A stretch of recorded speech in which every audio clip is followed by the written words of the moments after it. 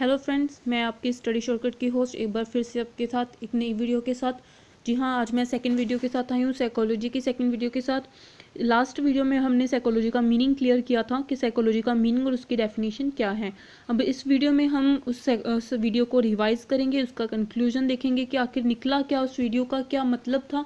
और उसके आगे मैंने आपके साथ कहा था कि हम साइकोलॉजी के पार्ट्स करेंगे, तो वो भी हम इस वीडियो में हम आगे कंटिन्यू करेंगे। तो देखते हैं हमने जो वीडियो की थी साइकोलॉजी की, तो उसका क्या अर्थ निकला, क्या कंक्लूजन निकला। तो यस, साइकोलॉजी का जो हमने मीनिंग किया था लास्ट वीडियो में, तो हम उसका कंक्लूजन देखेंगे कि आखिर उसका कंक्लूजन क्या निकला। तो उसका कंक्लूजन मैं आपको एक महान साइकोलॉजिस्ट हुए हैं, एक बहुत अच्छे साइकोलॉजिस्ट हुए हैं, क्रो एंड क्रो, आपको पता होगा शायद। तो उन्होंने एक डेफिनेशन दी थी बहुत अच्छी, तो हमारा कंक्लूजन उसमें निकल सकता है। तो उन्होंने डेफिनेशन दी थी, psychology is the study of human behaviour and human relationship. जी हाँ, हमने अभी अपनी लास्ट वीडियो में यही किया था कि साइकोलॉजी की जो सही डेफिनेशन है वो क्या है, उसका बेसिक क्या है, साइकोलॉजी का स्टडी ऑफ ह्यूमन बिहेवियर। सो इन्होंने भी यही डेफिनेशन दी है, psychology is the study of human behaviour and human relationship.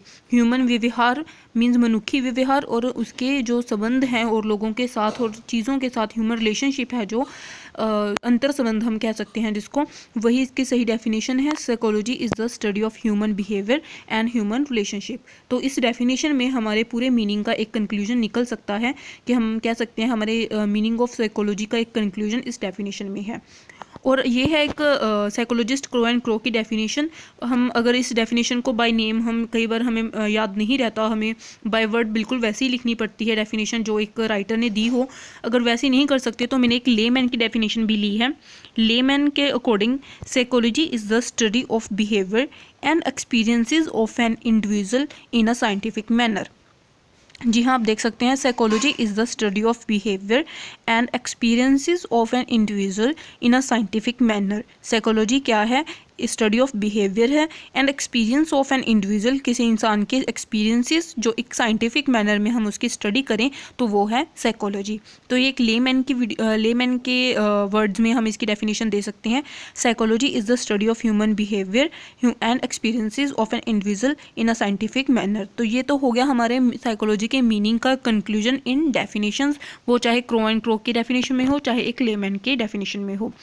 तो हमने जो पीछे जो कंसेप्ट क्लियर किया हमारा साइकोलॉजी का, तो उस कंसेप्ट का एनालिसिस क्या है हम अब वो देखेंगे कि हमारा जो सब्जेक्ट हमने किया साइकोलॉजी, उसका मीनिंग किया, तो उसका हमारा एनालिसिस क्या निकला।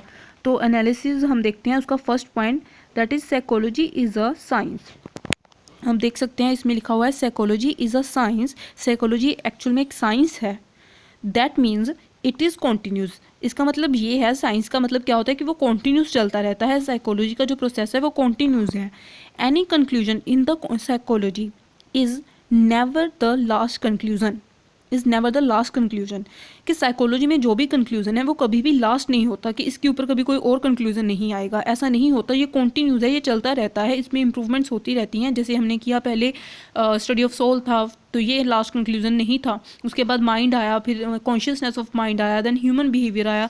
तो वैसे इसमें इंप्रूवमेंट्स होती रहती हैं। तो इसमें कोई भी जो इसका कंक्लूजन है वो लास्ट नहीं होता, ये कॉन्टीन्यूस चलता रहता है। तो ये इसका फर्स्ट पॉइंट हो गया एनालिसिस में। ये जो पॉइंट्स हैं ये these are very very important for TET exam, for any exam. ये पॉइंट्स में क्वेश्चन ऐसे ही बनकर आ जाते हैं, और आपको इन पॉइंट्स में जिस जिस तरह से साइकोलॉजी को डिफाइन किया गया है, आपको उसी तरह से वहाँ पे टिक करके आना है। तो आप देख लीजिए, साइकोलॉजी इज़ अ साइंस, तो वहाँ पे पूछ सकते हैं psychology is a science, psychology is a art, psychology is a science और आर्ट, तो नन ऑफ दीज या ऑल ऑफ अबव, इस तरह से क्वेश्चन होंगे। तो आपको साइकोलॉजी इज़ अ साइंस पर टिक करके आना है। इट इज़ अ कॉन्टीन्यूस, इस पॉइंट को आप दिमाग में रख लीजिए, ये कॉन्टीन्यूस है। अब सेकंड पॉइंट पे आता है, it is a positive science. जी हाँ, psychology is a positive science. ये साइकोलॉजी है जो एक पॉजिटिव साइंस को शो करता है कि ये एक पॉजिटिव साइंस है, ह्यूमन नेचर को ये एक पॉजिटिव पॉइंट ऑफ व्यू से देखता है, पॉजिटिव साइंस से। तो वहाँ पे क्वेश्चन आ सकता है, psychology is a positive science, psychology is a negative science, और साइकोलॉजी इज़ अ पॉजिटिव और नेगेटिव साइंस, और नन ऑफ दिस या समथिंग, कुछ भी। तो आपको पॉजिटिव साइंस की ऑप्शन पर टिक करके आना है। और साइकोलॉजी का नेक्स्ट क्या है, it is a natural science. हाँ, ह्यूमन बिहेवियर हमारा इसमें जो बेस है, तो ह्यूमन बिहेवियर क्या है, ये नेचुरल होता है, किसी का बनाया नहीं हुआ, जैसा है इंसान वैसा ही उसका बिहेवियर है, नेचुरल है। So it is a natural science. तो वहाँ पे और भी कई ऑप्शन होंगे, बट आपको नेचुरल साइंस पे टिक करके आना है। ये वेरी इंपॉर्टेंट पॉइंट्स हैं। आगे क्या है इसका एनालिसिस में, फोर्थ पॉइंट है, it is a study of physical, mental, emotional behaviour. It is a study of physical, mental, emotional behaviour. तो साइकोलॉजी जो है किस चीज़ की स्टडी है, हम कहते हैं ह्यूमन बिहेवियर की स्टडी है। ह्यूमन बिहेवियर में कौन कौन सी चीज़ें आ जाती हैं, physical behaviour, mental behaviour, emotional behaviour, ये तीनों चीज़ें, ये तीनों एस्पेक्ट्स हमारे बिहेवियर को कवर करते हैं। तो ये इन तीनों एस्पेक्ट की स्टडी है।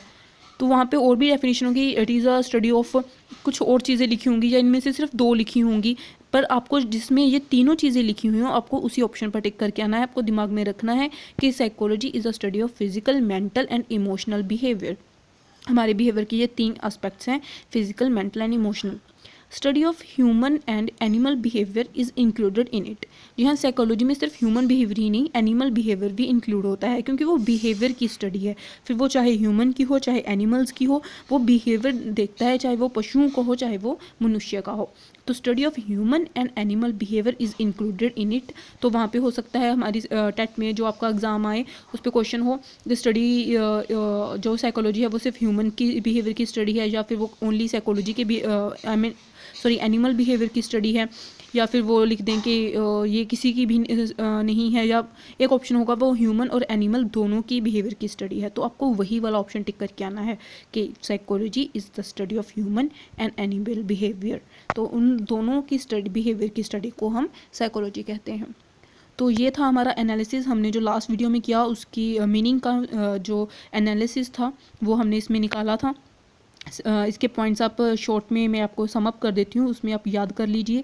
साइकोलॉजी इज़ अ साइंस, तो ये इसका एक पॉइंट बन गया। इट इज़ अ कॉन्टीन्यूस, ये इसका सेकंड पॉइंट बन गया, ये आपको याद रखना है। It is a science, it is a continuous, it is a positive science, ये हर एक चीज़ को पॉजिटिव में वे में देखता है। It is a positive science, it is a natural science, ये नेचुरल है। It is a study of physical, mental and emotional behaviour, ये फिजिकल, मेंटल, इमोशनल बिहेवियर की स्टडी है। एंड इसमें सिर्फ ह्यूमन ही नहीं, एनिमल बिहेवियर भी इंक्लूड किया जाता है। तो ये ह्यूमन एंड एनिमल बिहेवियर की स्टडी है। तो ये कुछ पॉइंट्स हैं जिसमें सारी साइकोलॉजी के मीनिंग का एनालिसिस है, और ये कुछ पॉइंट्स हैं जो आपको याद रखने हैं और आपके पेपर में हर हाल में ये आपको काम आएंगे ही आएंगे। तो ये था जो हमने मीनिंग लास्ट वीडियो में किया था, उसका कंक्लूजन हमने डेफिनेशंस में किया था, क्रो एंड क्रो की डेफिनेशन में किया, फिर हमने लेमैन की डेफिनेशन में किया, और फिर हमने एनालिसिस किया और उसके 5-6 पॉइंट्स हमने लिखे। तो अब मैंने कहा था कि अब हम पार्ट्स ऑफ साइकोलॉजी भी करेंगे।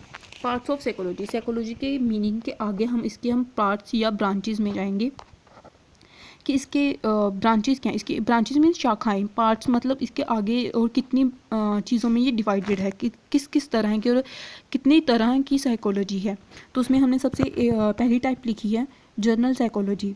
जर्नल साइकोलॉजी दैट मीन्स साधारण मनोविज्ञान, इसके नाम से ही पता चलता है, साधारण मीन्स जर्नल। तो according to its name it includes the study of normal people's behaviour.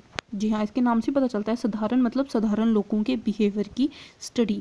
तो साधारण साइकोलॉजी, जनरल साइकोलॉजी मतलब जो नॉर्मल पीपल होते हैं उनका बिहेवियर की जो स्टडी है उसको, वो स्टडी इस जनरल साइकोलॉजी के अंडर आती है। उन लोगों की जो स्टडी करते हैं उसको हम जनरल साइकोलॉजी का नाम देते हैं। तो according to its name it includes the study of normal people's behaviour. It has wide scope. जी हाँ, क्योंकि नॉर्मल पीपल को, एक एवरेज पर्सन को ही बेसिस लेके हर एक चीज़ की स्टडी की जाती है। तो नॉर्मली इसको एक नॉर्मल पर्सन को बेस लेकर ही हम इसकी आगे स्टडी करते हैं। वैसे तो स्टडी हर एक टाइप की होती है, लेकिन जो स्टार्ट की जाती है जहाँ से स्टडी, एक एवरेज हम कहते हैं कि एवरेजली पर्सन नॉर्मली ऐसे करता है। तो नॉर्मल पर्सन को हमेशा बेस लिया जाता है, इसलिए इसका स्कोप जो है वो बहुत वाइड है। But it is normally attached to simple normal persons. Means इसमें सिर्फ सिंपल और नॉर्मल पर्सन्स ही इंक्लूड होते हैं। मीन्स इस स्टडी में सिर्फ नॉर्मल पर्सन्स की, जो सिंपल पर्सन है उनके बिहेवियर को ही इंक्लूड किया जाता है। तो इसीलिए इसका नाम, जो साइकोलॉजी का नाम दिया गया है वो है general psychology, means normal people के बिहेवियर की स्टडी को जनरल साइकोलॉजी कहते हैं। तो ये फर्स्ट ब्रांच और पार्ट कह सकते हैं हम साइकोलॉजी का है। तो ये जनरल साइकोलॉजी, और इसमें हमने पढ़ा कि नॉर्मल पीपल्स बिहेवियर इसमें इंक्लूड किया जाता है। तो आज हमने जो लास्ट वीडियो की थी मीनिंग ऑफ साइकोलॉजी, उसका कंक्लूजन एक डेफिनेशन में किया, एक राइटर की डेफिनेशन, एक लेमैन की डेफिनेशन, हमने एनालिसिस किया। वेरी इंपॉर्टेंट पॉइंट्स थे वो, टेट के एग्जाम में आते ही आते हैं। और हमने पार्ट्स ऑफ साइकोलॉजी की फर्स्ट पार्ट किया, that is general psychology. Next video में हम इसके नेक्स्ट पार्ट करेंगे, और तब तक देखते रहिए, हमारे साथ बने रहिए। स्टडी शॉर्टकट्स हमारी वीडियोस को देखते रहिए, उसको लाइक करते रहिए। अगर आपको अच्छी लगे तो आप प्लीज़ हमारा चैनल सब्सक्राइब कीजिए। Thank you.